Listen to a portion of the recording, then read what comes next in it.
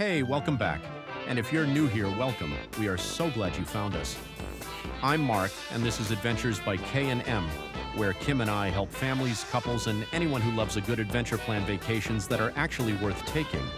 And look, we get it.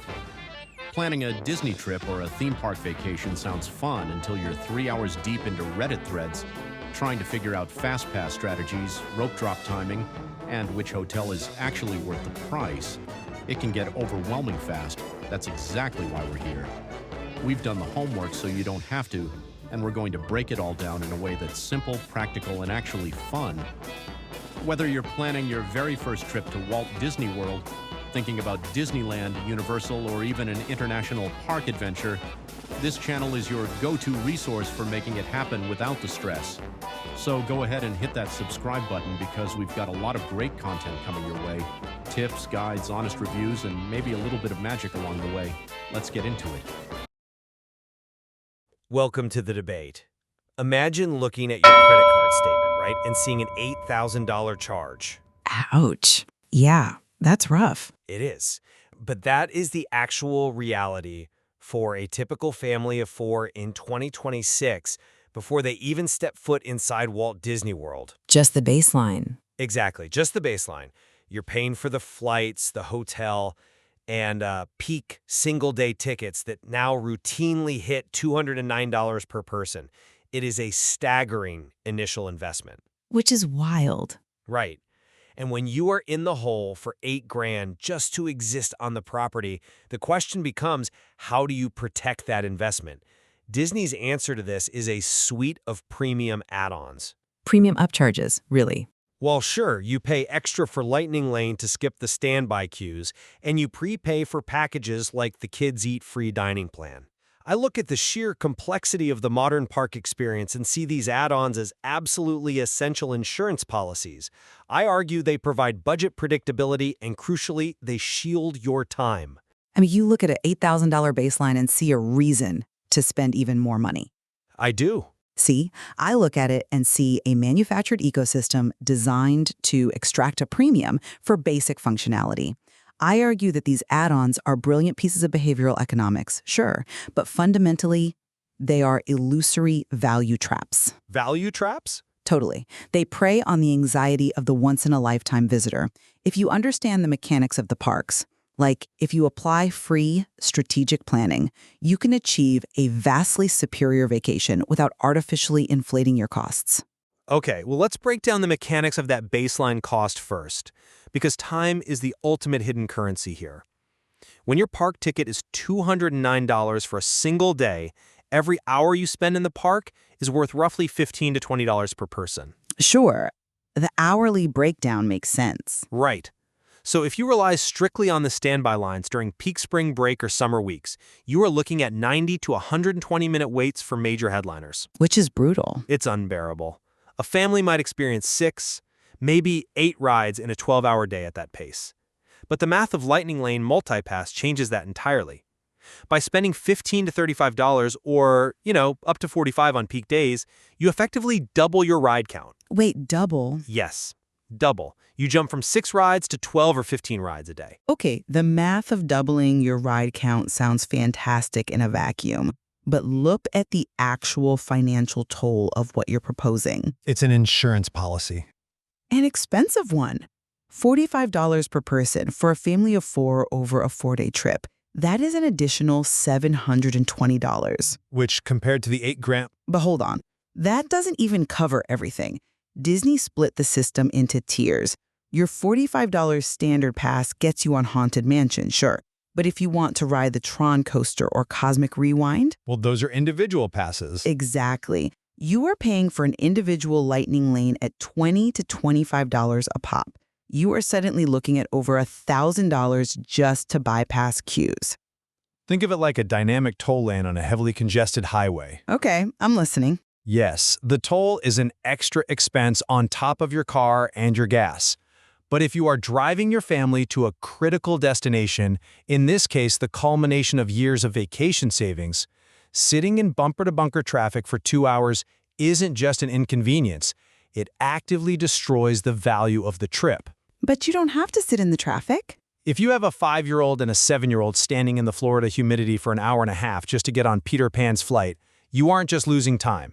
You are inducing physical and psychological meltdowns. Toddlers do not have the bandwidth for that kind of endurance. By paying the toll, you bypass the friction. But see, you don't need to pay a dynamic toll if you know how to route around the traffic entirely. Routing around it? How? This is where strategic intentionality completely negates the need for a $1,000 upcharge. You can achieve the exact same time savings through operational planning. First off, there is rope dropping. Rope dropping. The early wake-up call. Right. If you arrive at the park gates 45 to 60 minutes before official opening, you can knock out 2 or 3 major headliner attractions before the mid-morning crowd even clears security. Sure, if you can get there. And second, you leverage the infrastructure Disney already provides for free, like single-rider lines for older kids at rides like Test Track. That mathematically cuts your wait time by 70% for $0. Look, rope dropping is empirically effective. If you are at the turnstiles at 7:30 a.m., the park is yours. But let's look at the human element of what you are proposing here. The human element is saving $1,000. But at what cost? You are asking parents to manage this vacation like a mid-sized supply chain. Oh, come on. That's a bit dramatic. It isn't, though. To be at the gates by 7:30 a.m., a family has to wake up at 6 a.m., force-feed their kids breakfast, and march them to a bus. Doing that on day 1 is fine. Doing that 4 days in a row with a 6-year-old? They can nap later. They won't nap. By Wednesday, your strategic masterclass has resulted in totally exhausted children. You have simply traded the physical toll of waiting in a queue for the physical toll of severe sleep deprivation. And you think paying for Lightning Lane avoids exhaustion? It lets you sleep in. No, it doesn't. You are trading physical fatigue for severe digital fatigue. To use the multi-pass system effectively, you cannot just sleep in and casually book rides. The system opens at 7 a.m. Well, sure, one parent wakes up. The parents have to wake up at dawn anyway to secure their first return window. Then, for the rest of the day, they are staring at their screens. You are constantly refreshing the app, trying to game the algorithm, stressing over overlapping return times. You're completely ignoring the physical environment you just paid $8,000 to walk through. I mean, it is just a few taps on a screen every couple of hours. It is not just a few taps. It is a constant ambient anxiety. And quite frankly, if you're going to use technology, it's better utilized outside of Disney's walled garden. What do you mean by that? Instead of paying Disney to skip their own lines, families should be using third-party park autopilot apps. Oh, the touring apps. Yes. These tools use historical metadata and real-time Bluetooth tracking to dynamically route you through the park. They don't just tell you a line is long. They use predictive algorithms to tell you exactly when a specific queue is going to collapse based on crowd flow. Right, they predict the drop. Exactly. And they cost a fraction of a single Lightning Lane pass. They do the heavy lifting for you, completely counter to the crowd's momentum. I don't doubt the algorithms, but you are still asking a parent on vacation to essentially follow a GPS route around a theme park. You're darting from one side to the other just because an app says a wait time dipped. It's efficient. But Lightning Lane allows you to wake up at a normal hour, have a relaxed breakfast, and stroll into the park at 10 a.m. knowing your priority access to Jungle Cruise is already locked in. You are offloading the cognitive burden back to Disney. But you aren't offloading the burden. You are just paying a premium to experience a different kind of burden. I completely disagree. And that desire to eliminate friction, the anxiety you just described of managing time and budgets, is exactly why the dining plan is so prevalent in 2026, specifically the Kids Eat Free promotion. Ugh, the dining plan. That is a whole other trap. It is not a trap. The behavioral mechanics here are actually fascinating because it acts as the ultimate psychological shield. A shield against what? Against financial stress. Think about a character dining experience at Chef Mickey's. It is a massive flat fee. When a family pays out of pocket, the parents sit at the table watching their kids meet Mickey Mouse, but in the back of their heads, they are dividing the cost of the meal by the minute. They're stressing over whether the interaction was quote-unquote worth it. Because it often isn't mathematically worth it. But value isn't strictly mathematical on a vacation. Prepaying for the dining plan creates absolute budget predictability. The friction of financial anxiety during the trip is completely eradicated. I'm not sure eradicated is the right word. It is the pricing model of an all-inclusive cruise ship. When people book a cruise, they know the house always wins the ledger math. Yeah, the buffet always wins. Exactly. But they gladly pay the premium for the psychological freedom. When you're walking through Epcot and your kid asks for a $7 Mickey Premium bar, you do not want to wince. No one wants to wince on vacation, sure. Right. You do not want to have a negotiation about the family budget in the middle of a theme park. With the dining plan, you just tap your magic band and hand it over. A week of never having to say no over a minor expense is an invaluable metric of vacation quality. The cruise ship analogy is brilliant marketing, I'll give you that. But it falls apart the moment you look at the physical reality of a Disney park. How so? On a cruise ship, the buffet is 20 feet from your lounge chair. The ocean breeze is keeping you cool. At Disney World, you're walking 10 to 12 miles a day in 90-degree heat with 90% humidity. Which makes a break even more important. But forcing a massive, heavy sit-down meal into the middle of that environment just because you prepaid for it, that actively disrupts the flow of the trip. You stop experiencing the park and start scheduling your day around your dining reservations. Taking an hour in an air-conditioned restaurant is exactly the kind of pacing a family needs to survive a 12-mile walking day. I agree the rest is good. But let's dissect the behavioral economics of how Disney funds that quote-unquote budget piece. Okay, let's hear it. The Kids Eat Free promo is a Trojan horse. To unlock the free meals for the children, the adults are required to purchase a standard dining plan. In 2026, that sits at $98.59 per adult per day. That includes a lot of food, though. But that price point is not an accident. Disney's actuaries know exactly what they are doing. To mathematically break even on a nearly $100 daily spend, adults are practically forced to optimize their own eating habits. You are gamifying their hunger. They get a quick service meal, a table service meal, and a snack. It easily adds up. Only if you order the most expensive items on the menu. If an adult orders a chicken wrap and a Diet Coke, they are handing Disney pure profit. Well, yeah, you have to order smart. To avoid losing money, the adult must order the $50 steak. They must order the $14 to $20 alcoholic cocktail at every single sit-down meal. And what happens to the teetotalers? They can get mocktails or milkshakes. And what happens to the vegetarians? A plant-based entree is significantly cheaper than a prime rib. Non-drinkers and vegetarians are actively subsidizing the drinkers. They are losing roughly $15 to $20 of value per day simply by existing on the plan.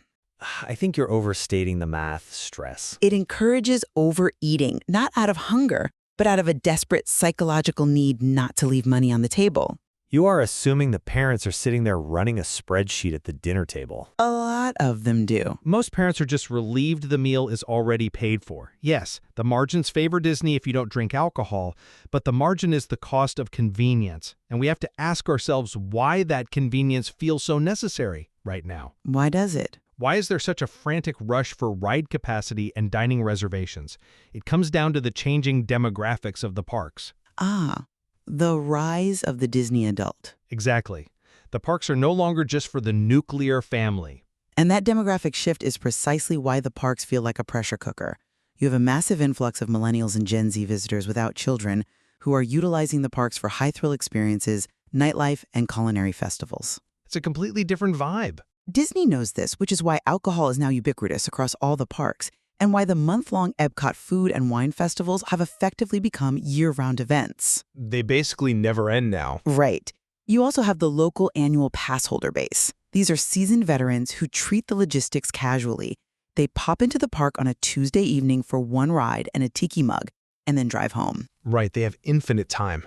This environment creates an artificial pressure on the traditional family. When a family arrives from out of state, they see locals and childless adults effortlessly navigating these complex systems. The families feel outgunned. They are outgunned. Exactly. They see the locals snagging the virtual queues and absorbing the dining inventory, so they feel pressured into buying luxury perks like Lightning Lane just to keep up with the baseline crowd. You have perfectly described the demographic reality, but your conclusion is entirely backward. Backward? How so? The presence of those locals and childless millennials is exactly why the premium tools are non-negotiable for a family. Because that adult demographic is physically taking up space, absorbing ride capacity, and filling the restaurants, the once-in-a-lifetime family requires a moat. A moat? Yes, a defensive perimeter around their vacation. A family flying in from Ohio for 4 days has to see the iconic attractions. They have to do it all in one trip. Sure. They simply cannot compete on a level playing field with a local who has all the time in the world to wait for a wait time to drop. Genie Plus, the Lightning Lanes, the prepaid dining packages, these aren't just luxury upcharges. They are tools that shield the kid-friendly experience from the heavier, more aggressive crowds generated by those competing demographics. Wow. You are paying to guarantee your child gets to ride Slinky Dog Dash, because otherwise, 1,000 local pass holders will take that capacity.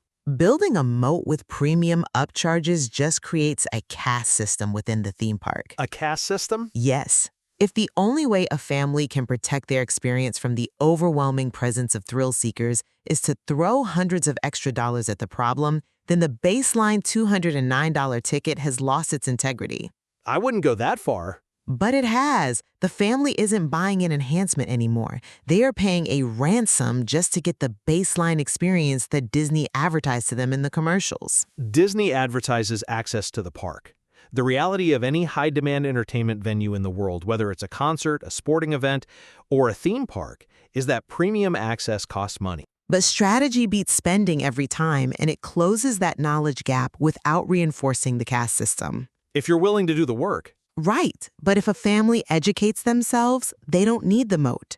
If they know that Epcot is flooded with locals drinking around the World Showcase on a Friday night, they dynamically adjust their itinerary and visit the Magic Kingdom that evening instead. That takes a lot of research. If they understand how the virtual queue algorithms drop inventory at exactly 7 o'clock and 0 seconds, they can secure a spot on the Tron coaster without paying the $23 individual fee. The friction you keep mentioning, Disney monetizes the knowledge gap. When families take the time to educate themselves, they bypass the monetization entirely. We are right back to asking parents to become operational experts. I'm just asking them to be prepared. You are asking dual-income parents who are already exhausted from working full-time and raising kids to spend dozens of hours researching crowd-flow algorithms, memorizing virtual queue drop seconds, and studying menu prices to ensure they don't get taken advantage of. It's part of planning a trip. The cognitive load of that is immense. Buying the premium add-ons is how you offload that burden. The burden is the point of the planning. It ensures you actually control your vacation rather than letting Disney's yield management software control you. But let's look at the totality of the trip, right?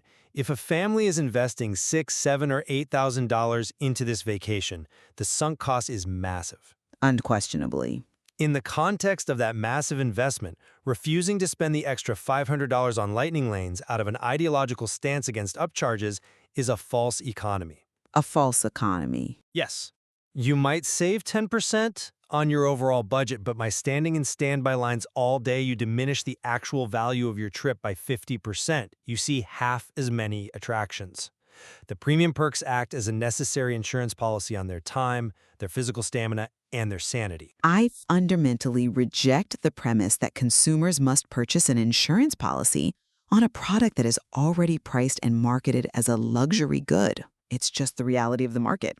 But the magic shouldn't require the constant swiping of a credit card once you've crossed the turnstiles.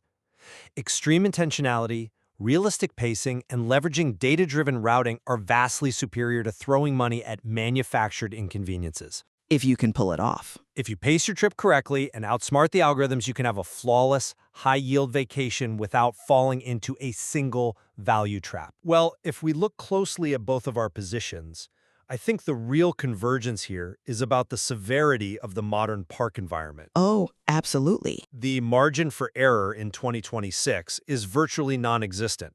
Whether you are using your wallet to bypass the friction or using a predictive algorithm to navigate around it, the era of the spontaneous theme park visit is completely dead. Dead and buried. You cannot just wake up, buy a ticket at the booth, and wander around to see what looks fun anymore. No. We are entirely aligned on that. Arriving at the gates unprepared is a recipe for a disastrous vacation. The sheer complexity of the systems, from ride tiers to dining metrics, demands a strategy. Right. It forces every listener to look at their own household and weigh their family's stamina against their budget. Do you have the mental energy to outplan the crowds, or do you have the financial flexibility to outspend them? It really is a highly personal calculation. You are essentially choosing which form of friction you are more willing to tolerate. Is it the financial sting of the premium upcharges, or is it the logistical rigor of algorithmic planning? Exactly. The baseline requirement now is preparation. The tools you choose to arm yourself with, whether that is a meticulously researched data app or a premium add-on package, are up to you. But navigating the modern reality of Disney World requires a strategy. There is no magic wand to wave away the logistics. Quick word from Adventures by K&M. If today's episode got you thinking about your next Disney vacation or theme park adventure, we'd love to help you plan it. Kim and I are full-service travel advisors specializing in Disney and theme park experiences for families. We handle everything: the research, the booking, the dining reservations, the details. So all you have to do is show up and make memories. And here's the best part: our planning services are completely free to you. We're paid by the parks and resorts, not by you.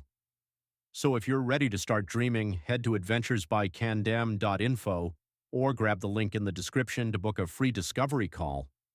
We'd love to help you plan something truly magical